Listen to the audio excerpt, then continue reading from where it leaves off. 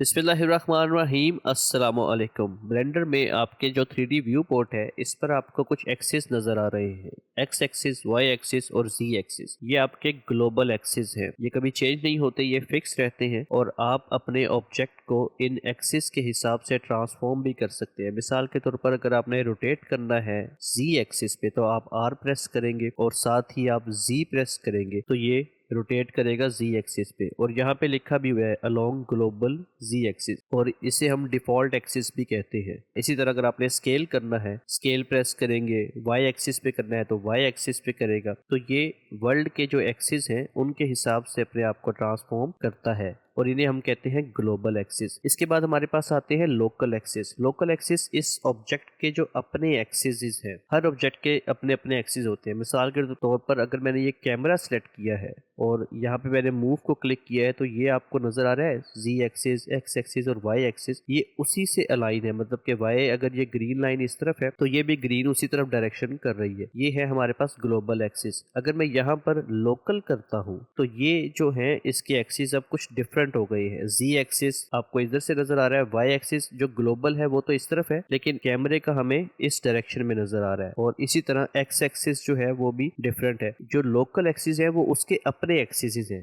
बेहतर समझने के लिए मैंने यहाँ पे एक कोन ली है और यहाँ पे मैं अगर ग्लोबल एक्सिस करता हूँ, अब मैंने इसको एक क्लिक किया है तो ये जी एक्सिस पे पॉइंट कर रहा है। अगर मैं इसको रोटेट करता हूँ और फिर देखता हूँ तो वो मेरे एक्सिस वहीं पर है, वो चेंज नहीं हुए क्योंकि वो ग्लोबल एक्सिस के हिसाब से नजर आ रहे हैं। अगर मैं यहाँ पे इसको लोकल करता हूँ तो अब मुझे वो लोकल एक्सिस शो करवा रहा है। ग्लोबल एक्सिस के अलोंग अगर आपने ट्रांसफॉर्म करना है तो उसके लिए तो आपको पता है कि आपने एस प्रेस करना है और जी प्रेस करेंगे तो जी एक्सिस की तरफ ट्रांसफॉर्म करेगा। लेकिन अगर आपने इसको लोकल एक्सिस की तरफ करना है, अगर मैं आर प्रेस करके रोटेट करता हूँ, अब ये इस तरफ पॉइंट कर रहा है और लोकल एक्सिस अगर हम देखें तो इसी तरफ है। जिस तरफ ये पॉइंट था उसी तरफ लोकल एक्सिस है।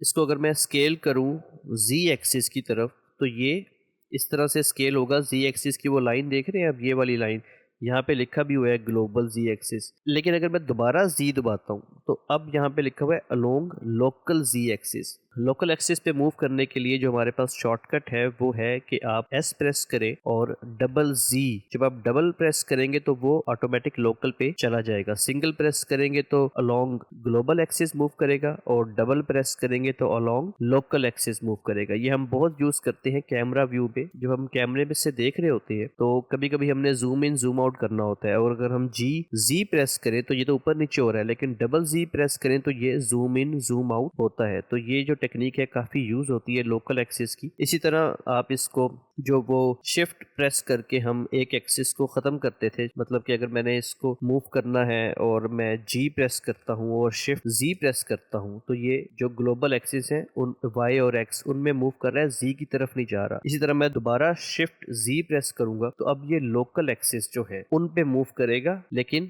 जी एक्सिस ये देखें लॉकिंग जी एक्सिस, तो जो लोकल जी एक्सिस है उसको लॉक कर देगा, बाकी जो लोकल एक्सिस है एक्स और वाई उस पे ये मूव करेगा। इसकी आपने प्रैक्टिस करनी है। शॉर्टकट ये है कि आपने जो भी एक्सिस है उसको डबल प्रेस करेंगे तो वो होगा शिफ्ट जी दो दफा प्रेस करना है, और अगर सिंपल अगर आपने लॉक नहीं करना और उसी एक्सिस पे मूव करना है तो डबल जी।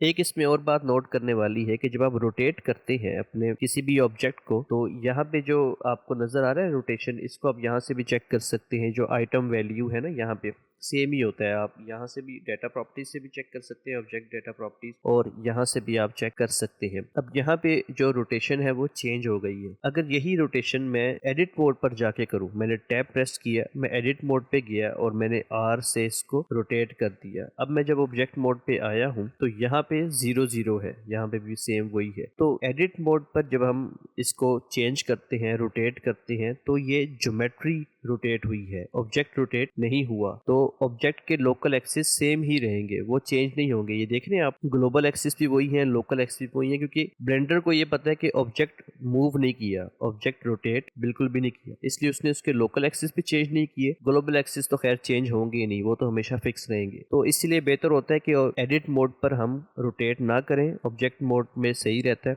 क्योंकि उस पर वो लोकल एक्सिस उस हिसाब से चेंज हो जाता है। एडिट मोड पर चेंज नहीं होता, क्योंकि क्यों नहीं होता उसकी यही वजह है कि वो ज्योमेट्री चेंज हुई है, ऑब्जेक्ट चेंज नहीं हुआ।